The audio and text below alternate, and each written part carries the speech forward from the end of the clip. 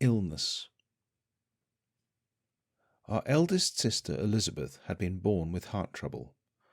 Margaret thinks now that it was a congenital heart disease called tetralogy of Fallot, a combination of heart deformities of valves, chambers and arteries where they are twisted around. Perhaps some people knew that she would die young. Certainly everyone knew that she needed special care, that she was not allowed to overexert herself or even get angry, because if she did either of those things, she went a frightening purple that spelt danger. She seemed to be in fine form otherwise. In fact, she was lovely. As a physical type, she was rather like Ruth. She was well built and fairly tall, with a high colour and long fair hair which she normally wore in 2 plaits. If she had lived longer, she would probably have been described as Junotesque. One of the best photos, sadly mislaid, is of her standing on the seashore, wearing a stripy bathing costume and looking pensive. She was a powerful character even when she was small, quite a tough rather than a sweet little thing. She could look angelic, as when she became Alice for the Mad Hatter's tea party, or bridesmaid at the wedding of Myrtle, the Lock's daughter. Yet her good looks belied the aggression which was never far below the surface. She probably bossed Henry about. After all, she was a whole 2 years older than him, and he was gentler. For years they shared the nursery, had baths together, played together, without more than the usual amount of squabbling. One argument culminated in her saying, "Go on then, hit me!" And he did, but not terribly hard. Years later, the all-remembering Lockie recalled Elizabeth and Henry, both still small, having a furious disagreement, what Daddy called argy-bargy. Elizabeth shouted at him, "You wish I was dead, don't you? Go on, say it. You wish I was dead." To which Henry replied, "Oh, Libberbuff, don't ask such difficult questions." She also gave Margaret a rough time, relegating her to being one of the littles, though she was less than 2 years younger than Henry. In a cliquish sort of way, Elizabeth and Henry would link arms and bear down on Margaret, elbowing her out of the way and chanting, "Arm in, arm in, arm in." On one summer holiday at Pevensey Bay, Mummy was sorry for a schoolmate of Elizabeth's, an only child, and invited her to join us. Granted, she wasn't like us, and seemed odd, but we were so horrible to her, and Elizabeth the ringleader, that within a week she went home to her mother. Henry. In 1938, at the end of our holiday in Ireland, Daddy parked our car near the docks in Belfast, because he and Mummy had to go and attend to something. Suddenly a passer-by, a rough-looking sailor or dock worker, possibly half drunk, leered at 12-year-old Elizabeth, who was sitting in the passenger seat in front, and began chatting her up through the open window. She wasn't having any of it, of course, and I leant over from the back seat and told him to go away, and luckily for us he lurched off down the street. Our parents must have got more of a fright than we did when we told them the story, and Mummy said, "Henry, it's just as well you were there to protect your sister," which was nice of her because I'd hardly done anything. As always, when loved ones die, memories are bright and then they fade with the passing of years. The tragedy of loss is not that we remember, but that we forget. She did pretty well at school, like the rest of us, and played the usual sports. She was good at tennis and hockey. She had a good singing voice, and she played piano and cello. But she was really frail. During the last year in England, she spent long periods in East Grinstead Hospital. Margaret. A vivid memory of her playing the intermezzo from Cavalleria Rusticana still brings tears to my eyes. She played the cello so well. I both loved and hated her. I loved her because she was a really good person and became so patient before she died. I hated her too, because she was a merciless tease and could reduce me to tears in a minute. I was helpless in the face of her sarcasm. We were never allowed to bait her, to make her cross, to strain her in any way. Be careful of Elizabeth was the rule. I have no doubt, too, that there was jealousy, because she was always given preference, and Henry was devoted to her, but not to me, and we all loved Henry. John was a bright little fellow, fair of face, chubby, highly intelligent, and greatly loved. Everyone found him charming. He could hold his own anywhere, although from the start he was conscious of 2 layers in the 6 of us children, with him among the littles. He had so many gifts, but then he got sick. He was just miserable. He always had a tummy ache. He always looked peaky. He was always complaining. We didn't know what was wrong. It was just John being in the wars again. Then he was taken away with Mummy to Châteaudoux in Switzerland, to the chalet owned by Theo Adams, his godfather, to learn how to toboggan, to enjoy the clean cold air, to see brilliant blue gentians and white furry edelweiss. They went twice, while we just went on with our ordinary lives at home. But he didn't get better. John.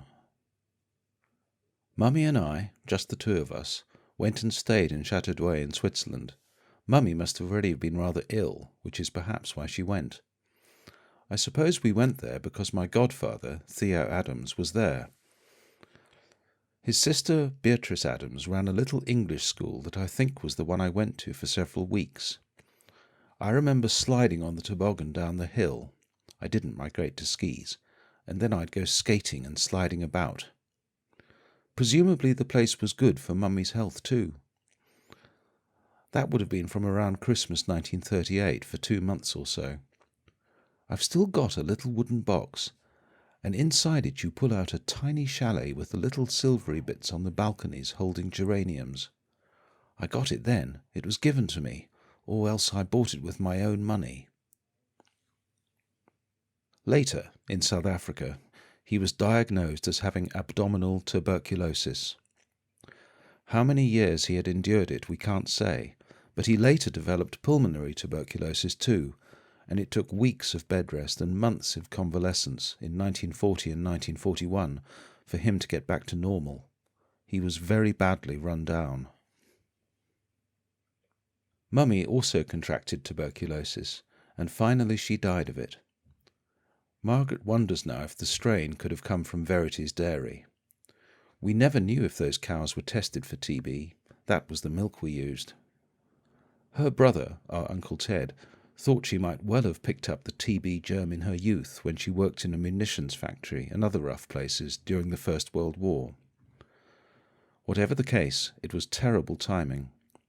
A decade later, and there would have been the drugs to save her. Despite her illness, she fell pregnant again, her 6th baby Priscilla being born in March 1939. Lockie said later that she had tried to remonstrate with Mummy, but she just wanted to go on having babies.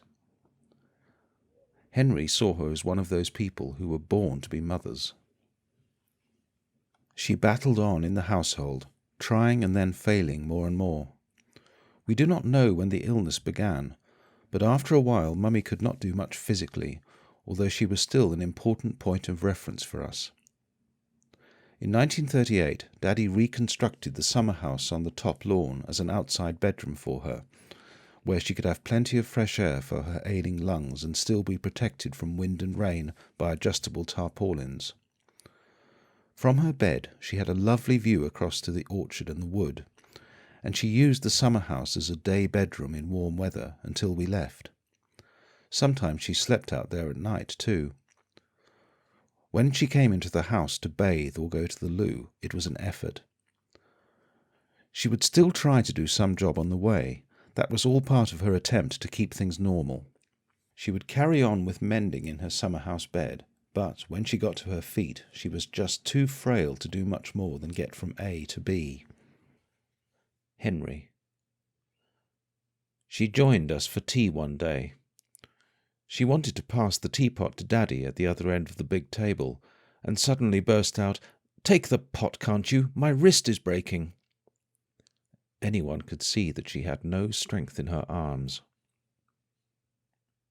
When Mummy became ill, there developed all kinds of angry notes and feelings, most understandable but uncomfortable for everyone. She couldn't help it. She was drained, strained, the exuberance was lost. As she became more irritable and severe, anxious and grim, the tone in the family changed. As a child, one doesn't know about all the currents and cross-currents within a family, one just lives in them. But there is no doubt that the interactions became more sensitive as the tuberculosis worsened and as the situation in Europe became more critical. From about 1938, we only knew Daddy as someone who worked, someone who was told not to smoke his pipe anywhere but far away in the garden, someone who slept in the little dressing room on the top floor. John felt that Daddy, in turn, hadn't exactly lapsed as a father, but could not concentrate on his children in those last years as he had before, simply because, in addition to all the usual responsibilities, he had all the concerns of a very sick wife, son and daughter. Ruth, a dear little fair blue-eyed dumpling of a baby, was fine until Priscilla came along, and then she developed the tantrums which terrified us all. There cannot have been much time for her to be with her mother. Certainly Monica Dickens singled out Ruth as the child she most worried about in the family when she wrote One Pair of Hands. Mummy must have worried about John, who continued to be ill. Yet John does not remember having a relationship with her. He found the Bower House a satisfying place to live in and had no sense of insecurity, but if Mummy featured in his life at all, he could only recall this in a poignantly negative way. John. I hope it's a dream, and yet for years I thought it was an actuality, and I can't disentangle it. That one time a little boy was naughty, and I remember in that sense being taken down the passage on the ground floor that led to the garden and put out in the snow for a while as a punishment by my mother. Can that be true? I don't know. It may be true as a metaphor, as some sort of description, a sense of the relationship which, for one reason or another, someone couldn't quite cope with. Either of us. Elizabeth and Henry would have felt the change least, because they were her wonderful two eldest children. Elizabeth, with her heart problem, demanded most of Mummy's attention. Henry was a darling, reliable from the beginning, and always lovable. It seems that Margaret was the one who suffered far more than anyone else. She could not even object because of the reason: Mummy was ill. She had always been vulnerable as a middle child, who was often on the wrong side of either the bigs or the littles, somehow the one with a lot of responsibilities, but rather neglected in her own right. She was not the ailing yet strong eldest daughter, not the admired eldest son, not the charming young boy, or the cuddly, precocious little girl, or the baby. She longed for more motherly love than she usually got, while taking on motherly duties herself. Margaret. It was a real pleasure to have Lockie and Miss Cunningham and such kind people as came in later.